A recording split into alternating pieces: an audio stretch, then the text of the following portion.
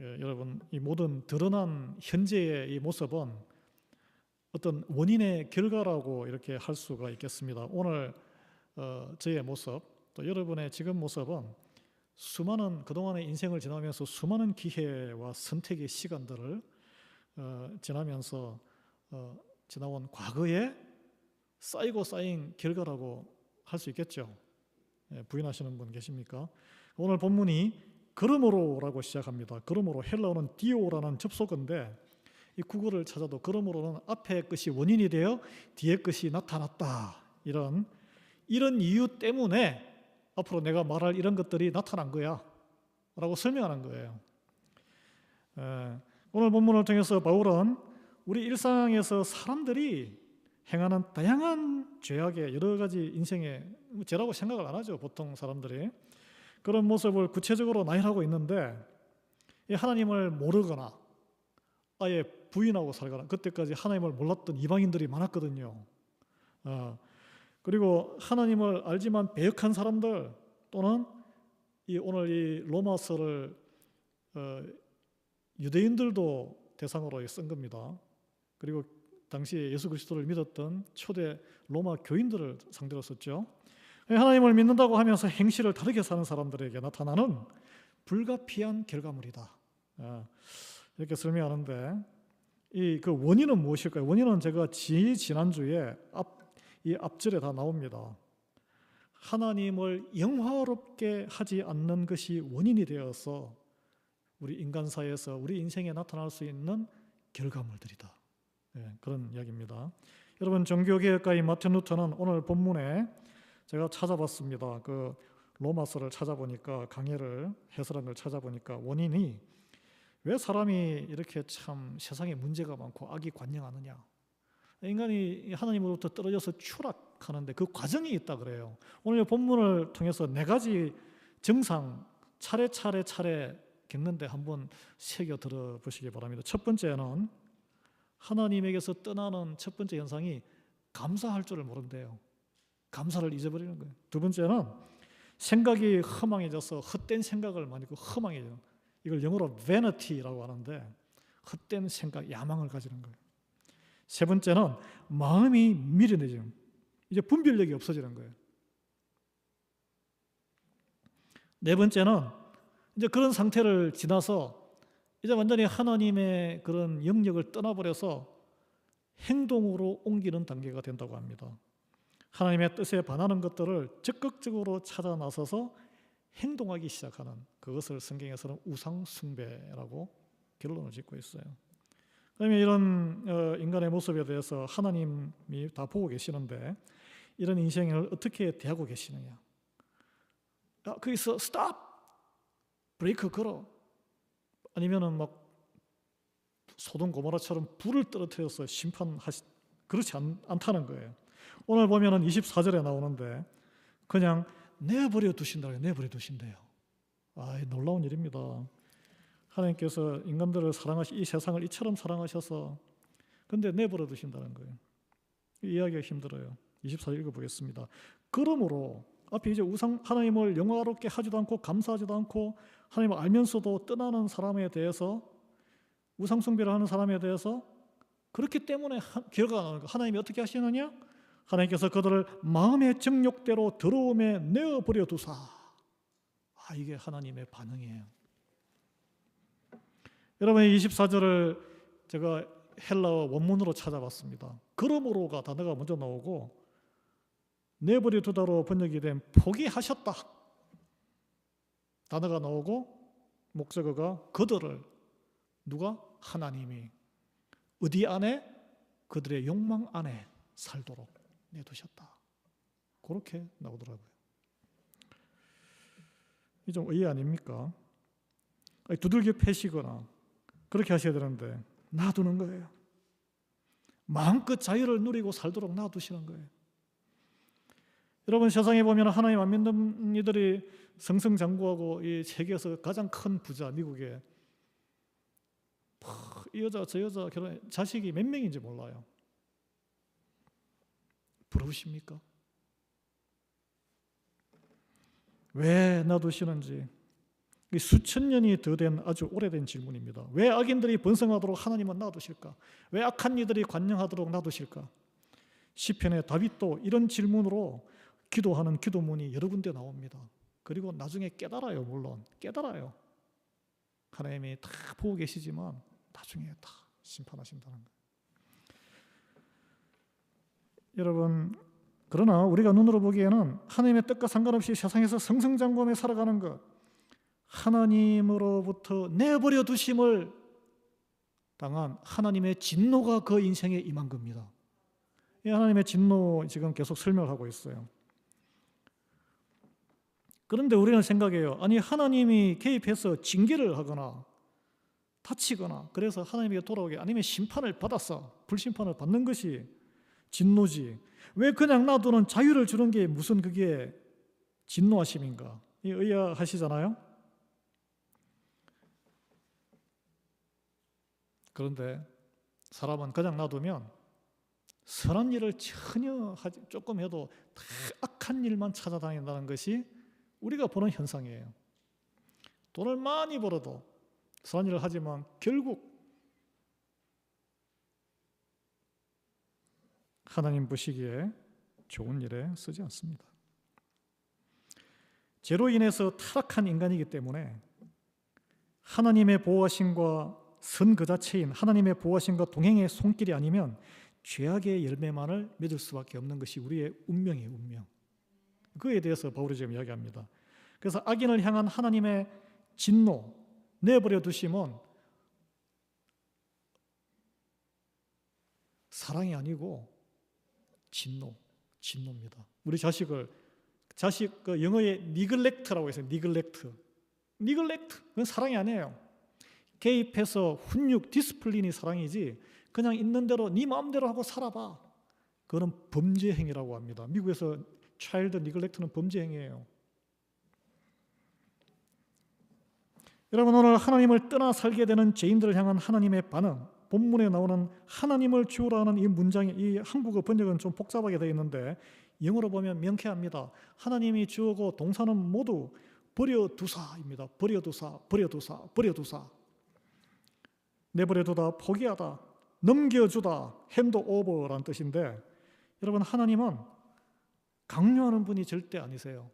아담과 하와에게 선악과를 먹지 말라, 내가 죽을까 하노라, 네가 반드시 죽으리라 라고 말씀을 하셨지, 따먹으러 가는데 왜, 우리는 궁금해요. 왜 하나님이 딱 가로막고 불화살로 이렇게 아담아 절대 안 돼, 내가 너 죽는 거 내가 못 보겠다, 막지 않으셨죠? 왜 그랬을까요? 자유의지를 주시고 순종과 불순종을 선택할 자유의지를 허락하셨어요. 마찬가지로 예수 그리스도를, 예수님은 생명의 떡이라고 본인이 말씀하셨지만 생명과입니다. 생명과. 성경에는 그런 이야기 안 나오지만 아담 동산에 건드리지 못했던 생명나무, 예수님의 생명의 떡, 영원한 생명, 예수님을 영접하고 예수님을 매일 먹고, 예수님이 누구예요? 말씀이에요. 생명의 말씀. 매일 먹으면 영원한 생명 누리는 거예요. 그런데 그걸 강제로 입에 넣습니까?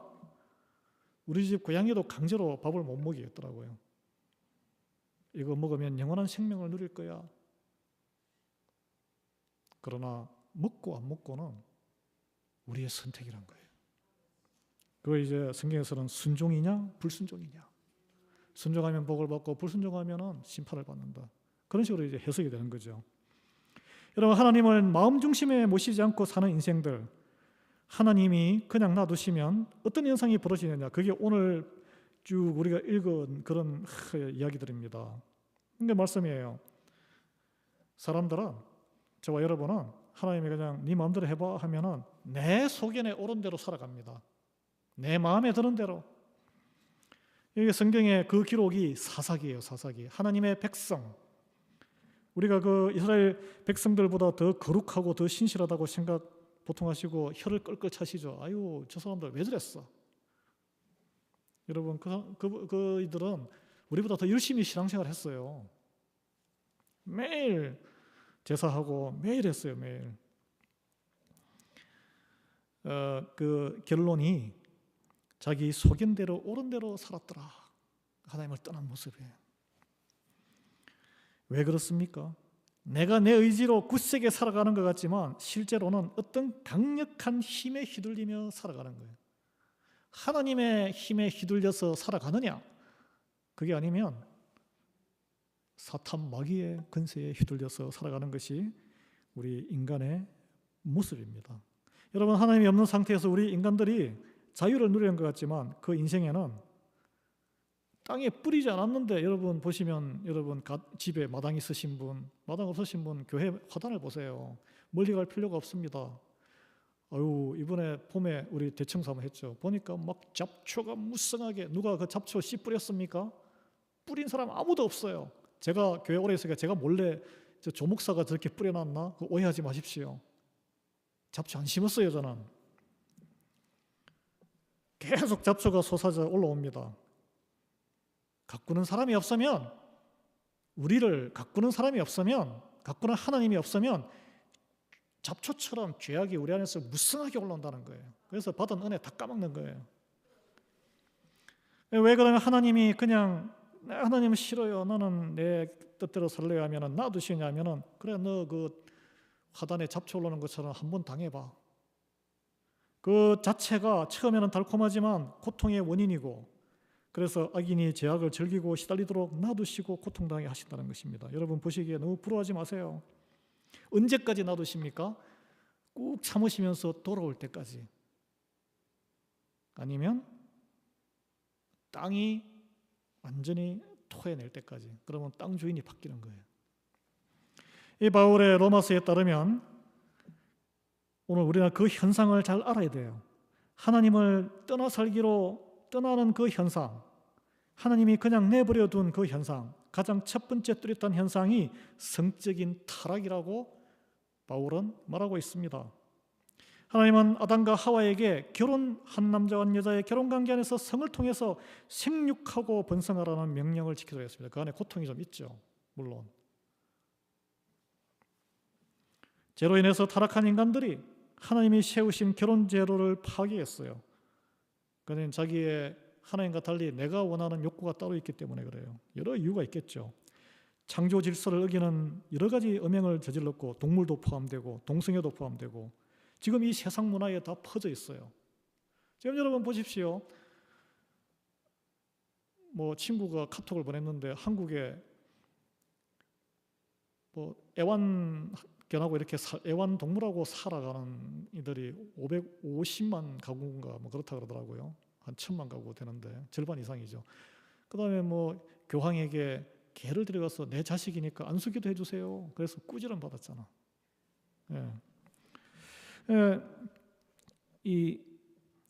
왜 그런 일들이,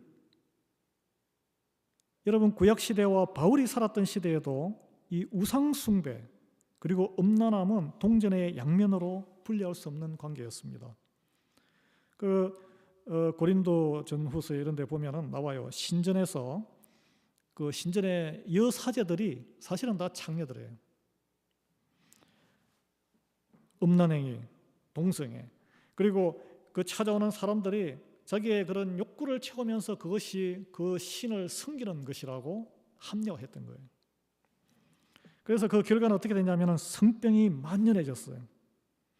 그럼에도 우상숭배를 멈추지 않았습니다. 이거 아주 옛날 이야기죠. 고대적 이야기. 요즘은 약도 많이 나왔지만, 근데 이게 옛날 이야기만이 아니에요. 여러분 모르시겠지만 제가 이걸 말씀을 준비하면서 찾아보니까 지난 2, 3년 사이에 성병이 미국과 한국에 30%, 60% 이상 확 또 증가하고 있다 그래요. 큰 한인 사회가 있는 로스앤젤레스는 한국에서 돈 벌러 원정 오는 젊은 여성들이 요즘은 없는지 모르지만 한때 많았다고 합니다. 그래서 한인들 사이에 성병이 퍼져가지고 가정 파탄이 나고 교회가 뒤집어지고 이런 일들이 뉴스로 많이 나왔어요. 그래서 그런 음행으로 인해서 가족과 주변 사람들, 사회가 얼마나 많은 혼란과 고통을 겪는지 모릅니다. 자녀들은 치명적인 데미지, 트라우마를 입어요. 하나님께서는 우리에게 가정을 일구고 서로 존중하고 인내하고 참으며 사랑하고 자녀를 생산해서 행복하게 살도록 계획하셨어요. 그런데 가장 큰 피해자는 누굽니까? 주변이 많이 피해를 받지만 그릇된 길을 걷는 본인들이에요. 오늘 본문 27절에 그들의 그릇 때문에 상당한 보응을 그들 자신이 받았느니라. 그런 한 남자 여자의 결혼관계를 넘어서는 여러 가지 일로 인해서 관련 질병에 시달리고 정신질환과 우울과 자살충동 심각합니다. 그렇지만 우리가 우리 또 가족 중에 그런 분들이 있다면 정죄하겠습니까? 정죄해서는 안 되는 거예요. 정죄하면 안 됩니다. 긍휼히 여기고 품고 사랑하고 계속 기도해 주셔야 되는 거예요.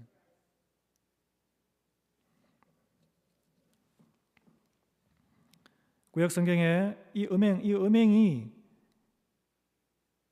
심판의 대상이라는 것을 우리는 알고 있습니다. 소돔과 고모라의 심판을 받았고 또 그렇게 신실했던 다윗도 넘어졌어요. 그 충직한 부하 장군의 아내를 범했잖아요. 음행의 결정판이죠. 그는 살아서 명예를 완전히 바닥에 실추당했습니다. 온 천하가 다 알게 됐고 지금도 예수님이 오시는 날까지 모든 이들이 하나님을 찾는 자가 다 그걸 읽을 거예요. 그리고 또 살아 생전에 죽는 것보다 더 큰 고통을 겪었어요. 사랑하는 아들이 반역을 해서 자기를 죽이려고 칼을 겨눴잖아. 압살롬. 네. 여러분, 그러나 이것이 회개하지 않고 계속 넘어가면 살아 생전에만 고통을 겪는 게 아니란 거예요. 하나님을 믿는 사람도 마지막 때에 임할 영원한 심판을 요한계시록 21장 8절에 이것이 두 번째 죽음에 해당하는 제목이다라고 이야기하고 있습니다. 거기에 음행하는 자들 이렇게 포함되어 있어요. 그런데 그 음행하는 죄만 큰 게 아니고 오늘 이 바울은 첫 번째 우리가 빠질 수 있는 하나님을 마음에서 떠나면 첫 번째 빠지는 가장 큰 유혹거리라고 생각하지 이렇게 규정했지만 다른 제목들이 동급으로 쭉 나와 있어요. 어떻게 하냐면 두려워하는 자들, 믿음이 없으니까 두려워하죠. 그리고 믿지 아니하는 자들, 주님을 믿지 아니하는 자들, 흉악한 자들, 또 살인자, 그 다음에 음행자, 점술가, 우상숭배자, 거짓말하는 모든 사람들. 거짓말은 가끔씩 하시잖아요. 불과 유황으로 타는 못에 던져지리니 이것이 둘째 사망이니라. 그럼에도 불구하고 이 음행하는 자가 동서고금 사라지지 않고 세상에 더 번창하고 있어요. 교회 다닌다고 특별한 예가 여러분 아시게 특별한 예가 아닙니다. 성도들은 뉴스에 안 나오지만 목사들은 뉴스에 많이 나오잖아요. 왜 그럴까요? 본문 28절에 우리가 그걸 알아야 됩니다. 28절에 나오는데 알아야 대처를 하고 나 자신을 알기 때문에 알아야 돼요. 28절에 보면 그 답이 이렇게 나와요. 마음에 하나님 두기를 싫어했기 때문이다. 이런 표현이 나와요. 마음에 하나님 두기를 싫어했다. 이게 무슨 이야기일까요? 이게? 그 마음에 하나님 두기를 싫어한 결과 내 그 마음이 상실한 마음이 되어버렸다. 마음을 잃어버렸다는 거예요. 이 살펴보면은 마음에 하나님 두기를 싫어한다는 게 뭘까? 제가 이거 찾아봤습니다. 우리가 세상을 바라보고 사물을 바라보면 생각이 자동적으로 돌아가고 뭔가 가치 기준이 있어요. 판단하고 내가 어떤 말을 할 것인가. 그럴 때 하나님을 인정하고 하나님의 말씀이 생각나는 게 아니고 예수님이 가르쳐 주신 것이 생각나는 게 아니고 다른 어떤 것이 더 지혜가 앞선다는 거예요. 그게 하나님을 마음에 두기를 싫어하는 현상입니다. 그래서 예수님은 믿지만 어떤 중요한 일 또는 사소한 일을 할 때 습관적으로 내 몸에 붙은 것으로 결정한다든지 세상 사람들과 똑같은 판단으로 결정을 하게 되면 그때는 그리스도인이지만 내 마음에 하나님 두기를 싫어하는 것이다. 이걸 탁 깨달으셔야 되는 거예요. 하나님 자리에 내가 앉아서 생각하고 판단하고 있구나. 그럴 때 우리 마음이 이 성경은 바울은 상실한 마음이 된다라고 판단했습니다. 그렇게 평가했어요. 이게 무슨 말일까? 하나님 입장에서 보면 우리 마음의 조종 속에서 하나님이 쫓겨나신 거예요. 이 상실한 마음이 헬라어로 아도키모스라는 단어를 쓰는데 시험에 빠지고 넘어진다는 뜻이더라고요. 보니까 무슨 어떻게 넘어지는 거예요 이게? 제가 더 찾아봤습니다. 죄의 유혹이나 시험에 맞닥뜨리잖아요 우리가. 그러면 하나님 보시기에 합당한 반응을 보여야 되는데 그 반응을 보이지 못하고 통과하는 데 실패하는 마음의 상태가 되어 있다는 거예요. 우리가 그럴 때가 많잖아요. 연약해서. 내 경험으로, 내 지혜로 남보기에 좀 번듯한 그런 것으로 이걸 극복해야지. 여러분, 근데 내 힘으로 그런 죄의 유혹을 이길 힘이 있습니까? 그게 없다는, 그게 문제예요. 그게 하나님이 지켜주지 않으면 넘어집니다. 이제 그렇게 매일 예배드리고 제사 지내고 동물피 흘리던 이스라엘 백성도 방황했어요. 하나님의 자녀들, 제자들도 방황했어요. 세례받고 교회에 다니는 사람들, 매일 예수 그리스도 구주로 고백하고 기도할지라도 이 선택의 기로에 딱 서면은 후들후들후들 흔들리는 거예요. 이쪽으로 가면은 당장 나에게 유익이 이만큼 있는데 이쪽으로 가자니 눈에 보이지 않는 하나님, 나에게 무슨 유익이 있나? 이런 생각으로 흔들리는 거예요. 내 마음과 결정에 하나님 밀어내면 성령님은 그 순간 침묵하시는 거예요. 우리 안에 설 자리 없습니다. 우리는 하나님이 설계하신 하나님의 형상을 닮은 사람이고 특히 예수 그리스도의 보혈의 은혜를 입은 사람들이잖아요. 자동차 운전석에, 우리가 자동차면 자동차 운전석에는 성령님이 앉아 계시는데 내가 탁 앉으면 기분은 우쭐하고 좋죠. 그러면 어떻게 될까요? 백발백중 교통사고 난다는 거예요. 여러분, 하나님 상실한 마음은 성령님이 내 안에 없는 상태를 말합니다. 성령님이 없으면 어떻게 될까요? 우리 몸은 여러분 들어보셨지만 죄의 공장이잖아요. 선한 것을 하나도 만들어낼 수 없습니다. 악한 열매만을 가득 생산하는 죄의 공장이 왕성하게 돌아간다는 거예요. 화단에 보십시오. 화단. 우리가 노력에게 가꾸지 않으면 잡초가 막 확 올라와요. 어디에서 왔는지. 멀리 갈 거 없습니다. 그래서 심어놨던 꽃과 나무들이 무성한 잡초로 인해서 눌려서 숨을 못 쉴 지경까지 돼요. 하나님이 돌보지 않으면 죄가 간영해요. 그래서 우리는 뭘 어떻게 해야 돼요? 그리스도 안에서 제사함받은 성도는 그 무엇보다 우리 마음에 하나님 두기를 힘쓰고 즐거워해야 된다는 거예요. 눈에 보이지 않는 하나님을 어떻게 두고 즐거워해요? 예수님 옆에 계신 것도 아니고 말씀을 붙들고 사셔야 되는 거예요. 예. 그러지 않으면 가장 먼저는 음란과 음행의 유혹의 성적인 타락이고 다음으로는 우리 일상의 인간관계에서 나타나는 21가지의 제목에 죄의 유혹 앞에 속절없이 넘어질 수밖에 없다. 그게 오늘 28절에서 31절에 바울의 하나님의 영감을 받은 바울의 설명입니다. 21가지 제가 한번 쉬운 우리말 성경으로 한번 이렇게 읽어보겠습니다. 이렇게 인간이 하나님을 버리고 또 인정하지 않자 하나님께서는 그들이 악한 마음으로 생각해낼 수 있는 모든 악한 일을 하도록 그대로 내버려 두셨다.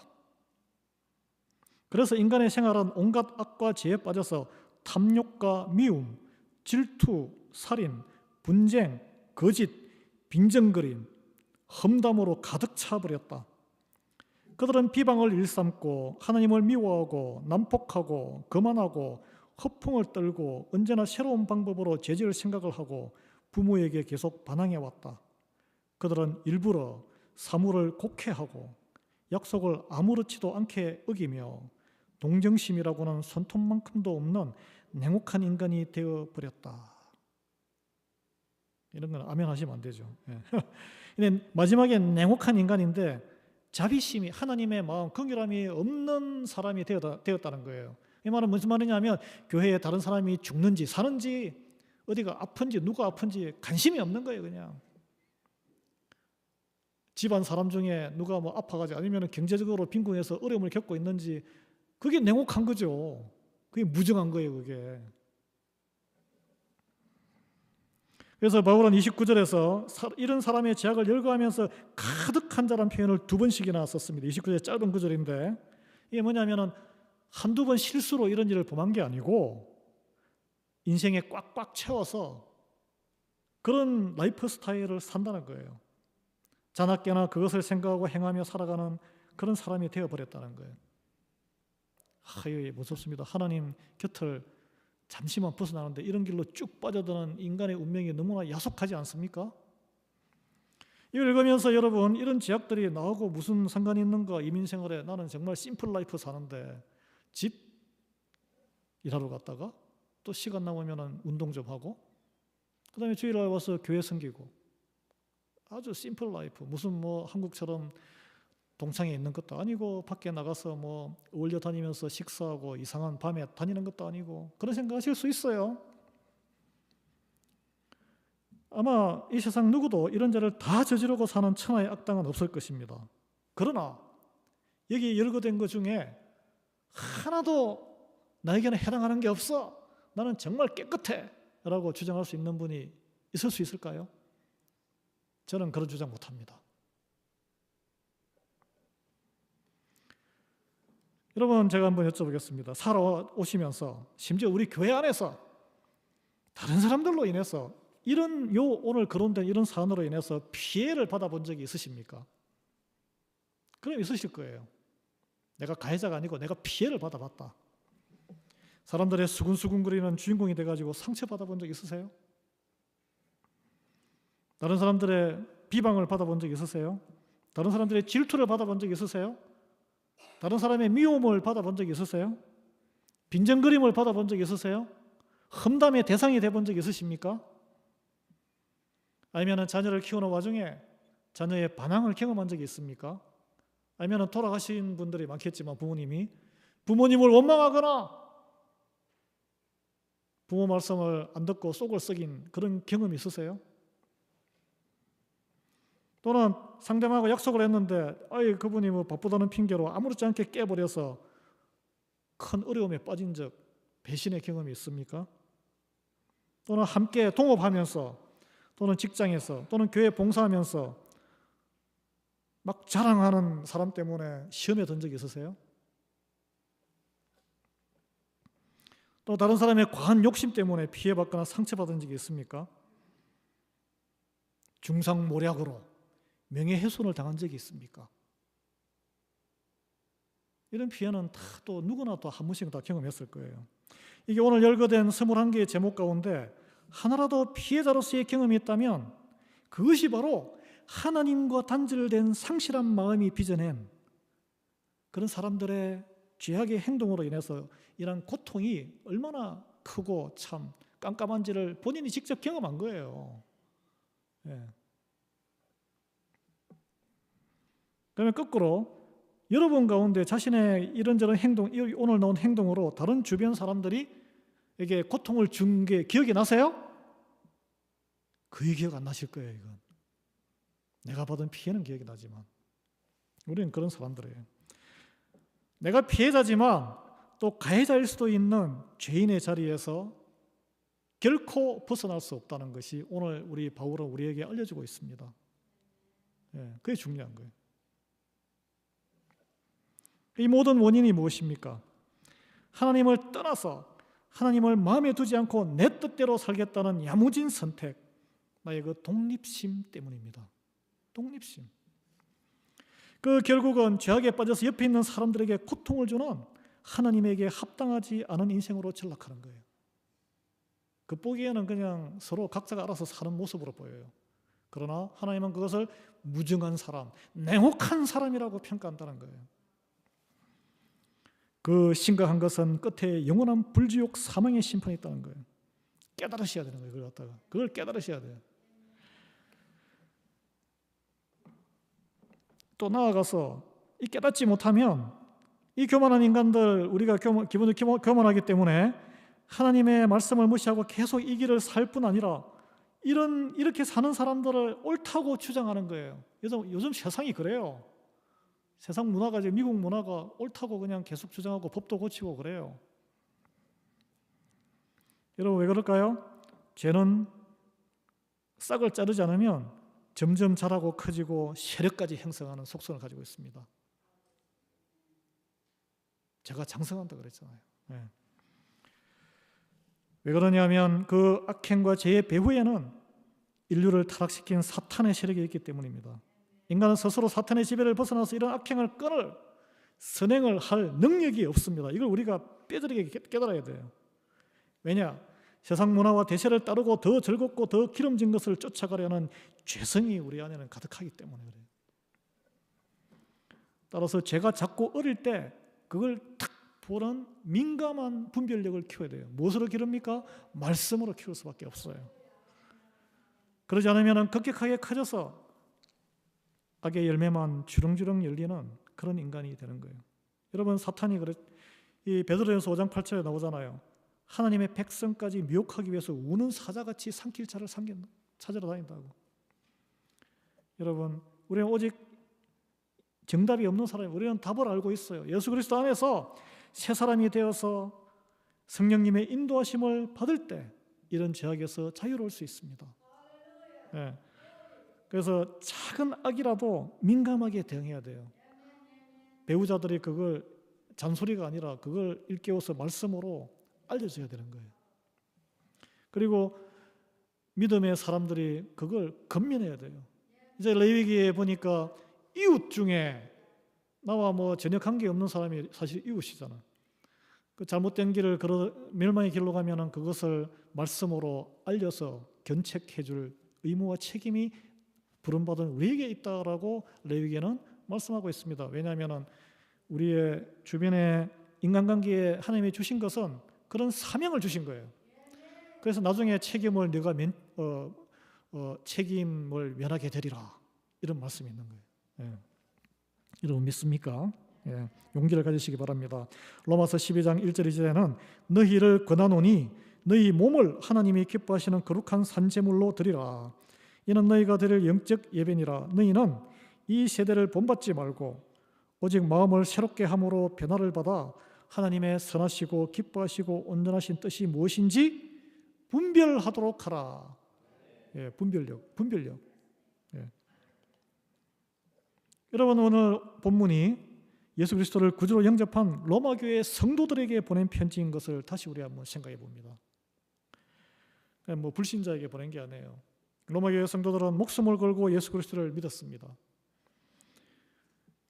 이 로마 교회 성도들에게만 해당되는 말씀일까요?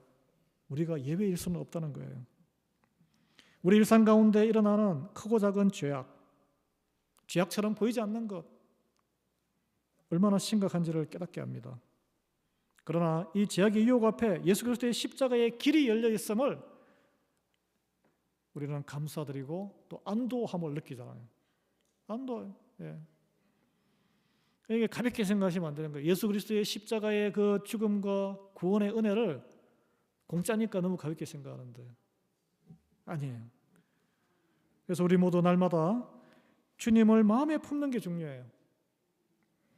내 죄를 들여다 볼 수 있습니다. 말씀을 품을 때 내 죄가 보이는 거예요. 그럴 때 회개할 수 있는 거예요. 내가 안 보이면 회개도 없습니다. 그리스도의 십자가 능력이 말씀으로 나를 비춰볼 때 나타나는 줄 믿습니다. 그래서 이번 한 주간에 여러분 또 오늘 요 예배 끝나면서 말씀이 끝나는 순간부터 선택의 순간이 바로 시작됩니다. 모든 게 선택이에요. 예. 하나님을 마음속에 밀어내지 마시고 성령님의 내주하심을 더욱 사모하시기 바랍니다. 그게 거룩으로 가는 길이고 능력이 임하는 길이에요.